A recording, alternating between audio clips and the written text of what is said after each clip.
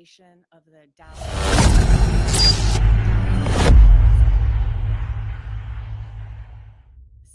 the FBI, the ATF, ICE, and A crime. Members of these agencies quickly secured the scene and the evidence and worked tirelessly to determine any continuing threat. Due to their efforts, it did not take long to ascertain the identity of the shooter, who was deceased by a self inflicted gunshot wound, and that he very likely acted alone. His name is Joshua Yan, 29, of Fairview, Texas. Let me just review a very brief summary of the timeline of yesterday's attack. We believe at some point around 3 o'clock in the morning that the suspect was seen driving on footage with a large ladder on his car. And we believe that that is what he used to position himself on top of the building. The shooting itself started at approximately 6:30 a.m. After the shooting started, Dallas Police Department arrived en masse, secured the scene. Law enforcement officers found the sniper dead. They found bullets on the rooftop, one of which was labeled with the words anti ice. That morning, gunshots sprayed the length of the building, the windows, and law enforcement vans that were in the Sallyport area. Detainees were struck by these bullets. One was killed, two were wounded, and both of them are undergoing treatment. Shortly thereafter, the FBI began its meticulous work at the crime scene. At the same time, we obtained and executed multiple search warrants yesterday for devices and locations associated with the sniper. FBI agents executed a search warrant at the sniper's residence yesterday and there found a collection of notes. First, I want to point out that one of these notes or papers, the sniper explicitly states, yes, it was just me. That statement appears to be correct at this point in the investigation. Notably, these loose notes included a game plan of the attack and target areas at the facility. He called the ICE employees people showing up to collect a dirty paycheck. He wrote that he intended to maximize lethality against ICE personnel and to maximize property damage at the facility. He hoped to minimize any collateral damage or injury to the detainees and any other innocent people. It seems that he did not intend to kill the detainees or harm them. It's clear from these notes that he was targeting ICE agents and ICE personnel. The tragic irony for his evil plot here is that it was a detainee who was killed and two other detainees that were injured when he fired into the Sallyport. He also hoped his actions would give ICE agents real terror of being gunned down, and he did this to induce constant stress in their lives. He hoped his actions would terrorize ICE employees and interfere with their work, which he called human trafficking. And this, what he did, is the very definition of terrorism. Again, his notes reveal, yes, it was just me and my brain. And he said, good luck with the digital footprint. And of course, we take this to mean that he deleted evidence from his devices. His words were definitively anti ICE. That said, we did not find evidence of membership in any specific group or entity, nor did he mention any specific government agency other than ICE. Among his papers, though, was a handwritten note in which, in crude words, he expressed his hatred for the federal government. Finally, I want to address the heroism of our federal agents yesterday. While under fire, ICE agents and ATF agents who were also present in the facility's Sallyport area worked together to remove detainees from the vans and get them to safety while the bullets were flying. These agents were heroic, clearly willing to lay down their lives to save the lives of the detainees in their custody. And that's an extremely important point to make at this point in time. I want to express my deepest appreciation for the bravery of these law enforcement officers yesterday and every single day that they go out there to keep us safe. I'll now turn it over to FBI Special Agent in Charge of the Dallas Field Office, Joe Rothrock. Thank you. Good afternoon. First, I'd like to start by thanking our acting United States Attorney, Nancy Larson, for support during this investigation. My name is Joe Rook, and I'm the Special Agent in Charge of the FBI's Dallas Field Office. Yesterday morning, Joshua Yan carried out a targeted ambush-style attack on law enforcement. Today, I will provide you with some updates of what we've learned through our investigation to date, to include Yan's own words in his handwritten notes. Yan specifically intended to kill ICE agents. He fired at transport vehicles carrying ICE personnel, federal agents, and detainees. He also fired multiple shots into the windows of the office building where numerous ICE employees do their jobs every day. We now know that Yan engaged in significant high degree of pre-attack planning. He searched for information about the office building and how to track ICE agents' locations. Yan also acknowledged the potential for other casualties. He knew with a high likelihood ICE detainees would be transported that morning in the exact location where he was facing from his perch on a nearby rooftop.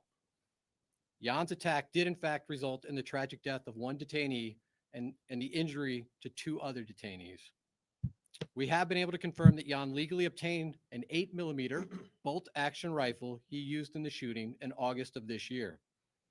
Based on our investigation to date, we believe Yan acted alone, but I'll stress our investigation continues. This attack yet again underscores the dangers that law enforcement face daily. We continue to see an increased threats against law enforcement. This is the second attack in recent months on ICE facilities here in North Texas. I do want to take this opportunity to thank our law enforcement partners, some of whom are here with us today. When Yan began firing, agents from both ICE and the ATF put themselves in the line of fire to move individuals off the transportation vehicles in an attempt to protect and rescue those that were injured. I want to thank them for their bravery. The Dallas Police Department and the Dallas County Sheriff's Office also quickly responded to the scene without any hesitation and ran towards danger. Ultimately, they located the shooter, who was deceased by an apparent self-inflicted gunshot wound. I want to thank them for their prompt response and dedication to protecting and serving their communities. I also want to thank our partners that have assisted in this investigation.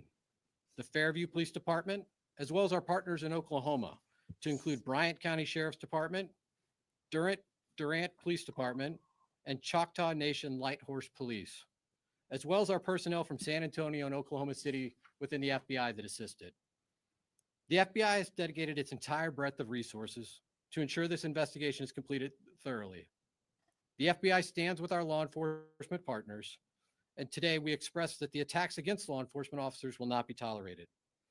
While we believe Yan acted alone, we are still asking that anyone with information about Yan or his activities report that to the FBI at 1-800-CALL-FBI or at www.fbi.gov/Dallas ERO shooting. And with that, I will turn it over to Director Charles. Good afternoon. My name is Marcos Charles. I am the ICE Executive Associate Director for Enforcement and Removal Operations. The attack on ICE's Dallas field office yesterday was tragic. And while our hearts and prayers are with the family of the detainees who were shot, the evidence is clear that this was intended as an assault on ICE personnel who come to work every day to do their job. Violent rhetoric has led to over 1,000% increase in assaults on ICE officers, and it has to stop. In contrast to those who would demonize our men and women, yesterday our brave officers ran back into danger, along with ATF, our partners, to save the detainees while shots were still being fired. Those ICE officers just showed the world who they really are. Law enforcement officers who want the best for our country. That's ICE: integrity, courage, excellence. They were willing to put their lives on the line to pull detainees out of the transport van to get them to safety.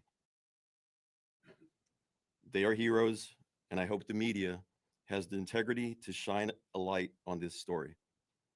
Enough is enough with the harmful lies and violent rhetoric. It has to stop. The shooter used the ICE tracking apps. Anyone who creates or distributes these apps that is designed to spot, track, and locate ICE officers are well aware of the dangers that they are exposing to law enforcement. It's a casting call to invite bad actors to attack law enforcement officers. It's no different all than it giving a is. hitman the location of their intended target, and this is exactly what we saw happen in Dallas yesterday. The media has been amplifying these apps even as we warned them it would only lead to more attacks on law enforcement. We truly wish we didn't have to say, "I told you so," but here we are.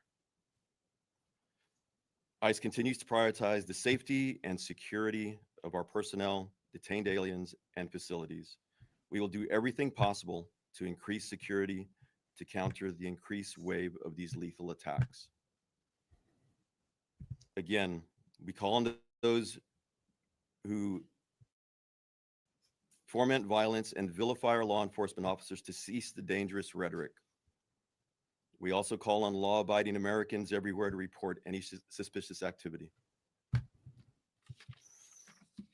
The individual that was out there yesterday shooting at our agents and our officers was trying to take the lives of law enforcement people doing their job.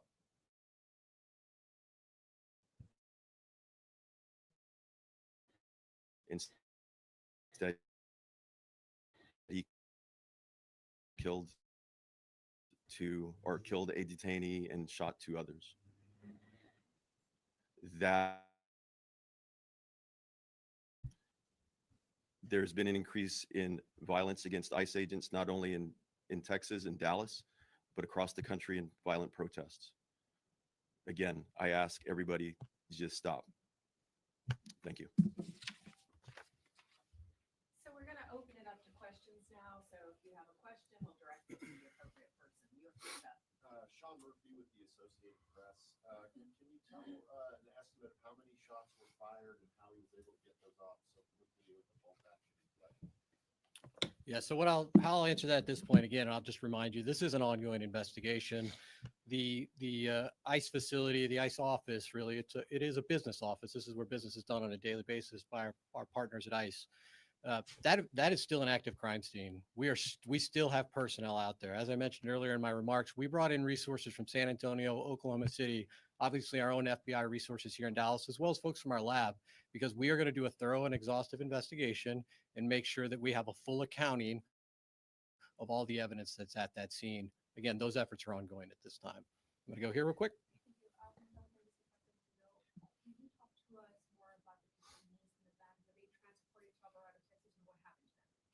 So you're referring to detainees that were not injured? Correct.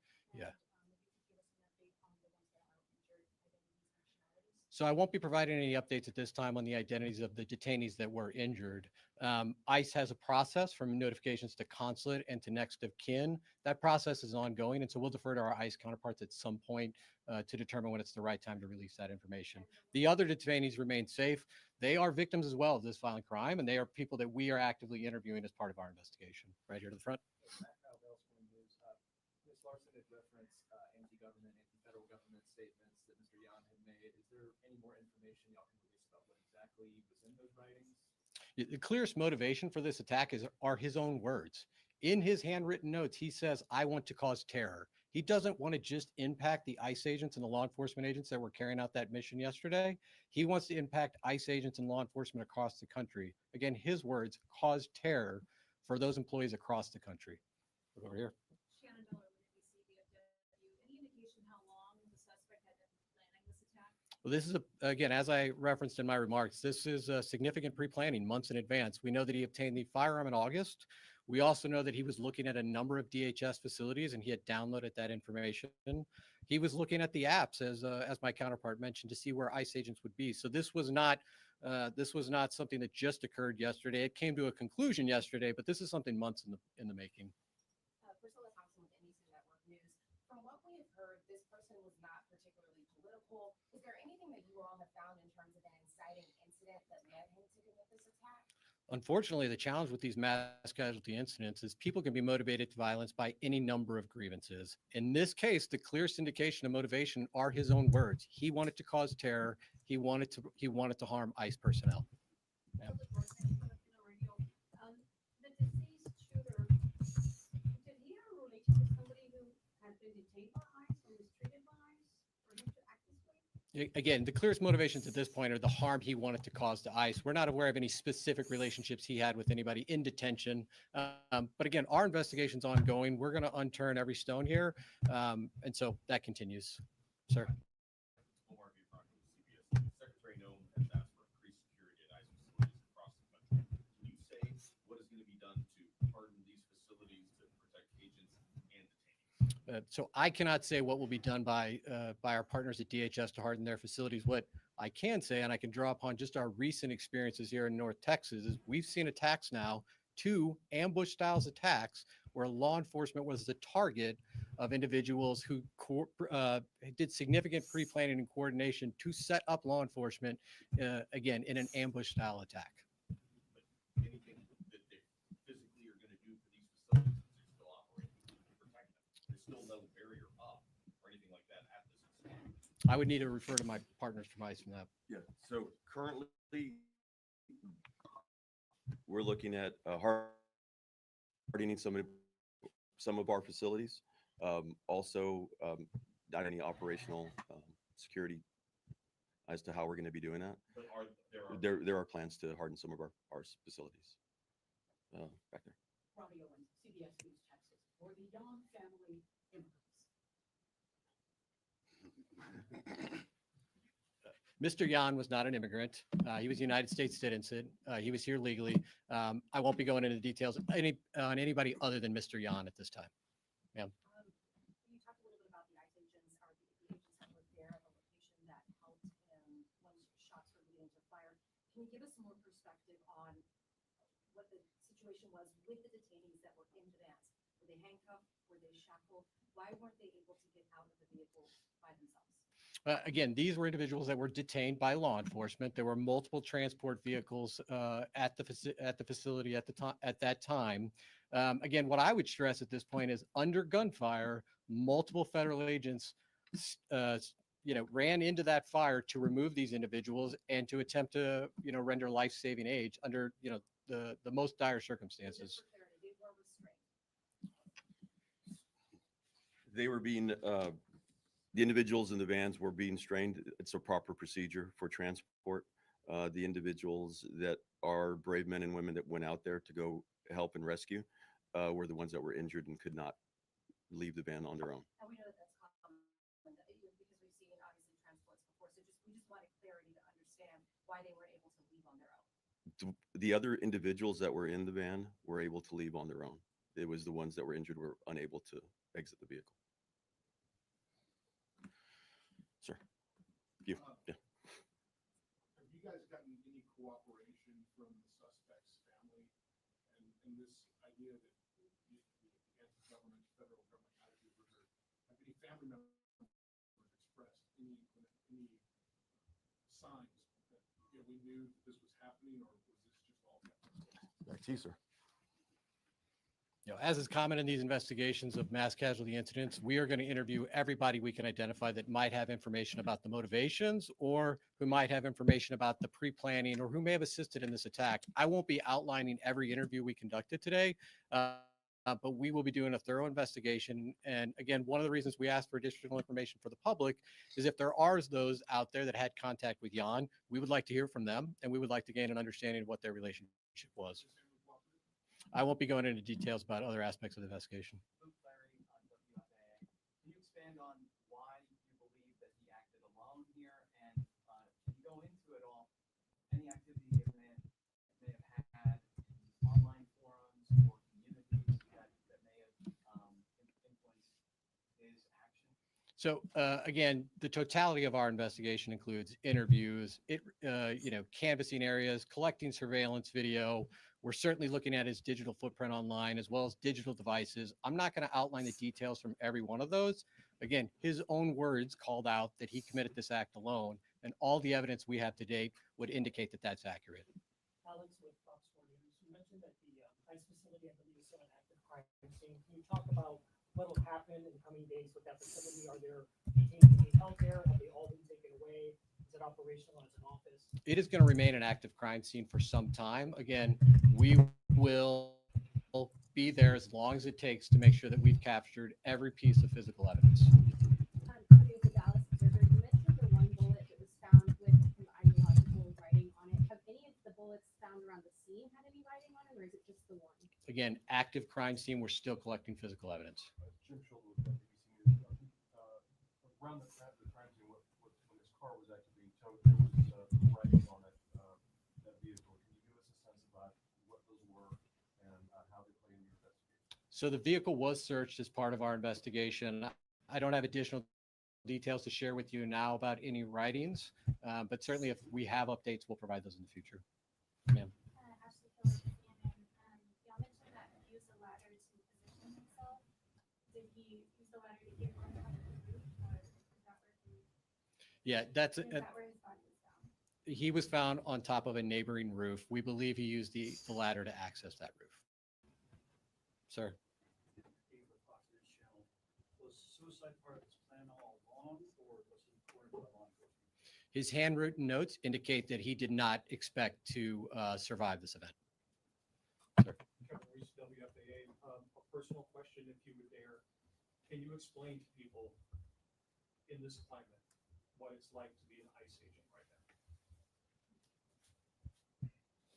now? As I had said, the ICE officers that are out there right now, if you've seen them in the, multiple times on the news.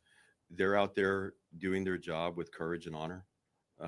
Yes, there is a heightened sense of security for everybody, not only at work, but for their families, for their loved ones, mainly because of the doxing that's going on and the violent rhetoric that people have been perpetrating.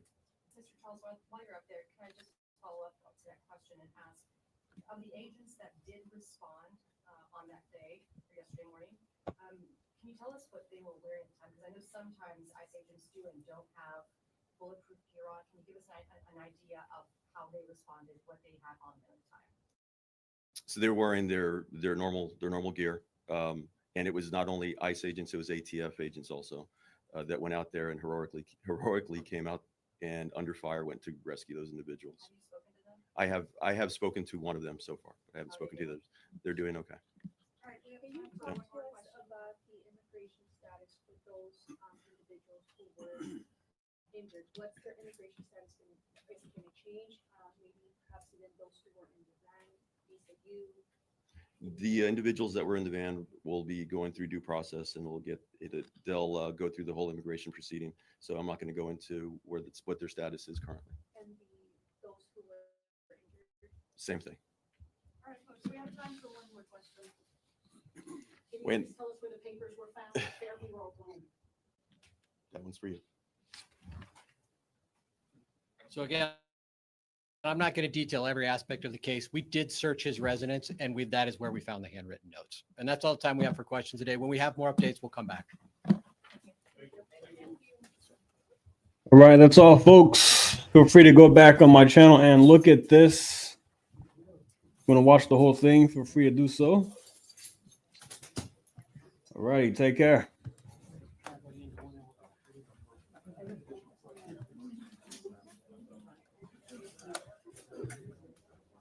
That's Thank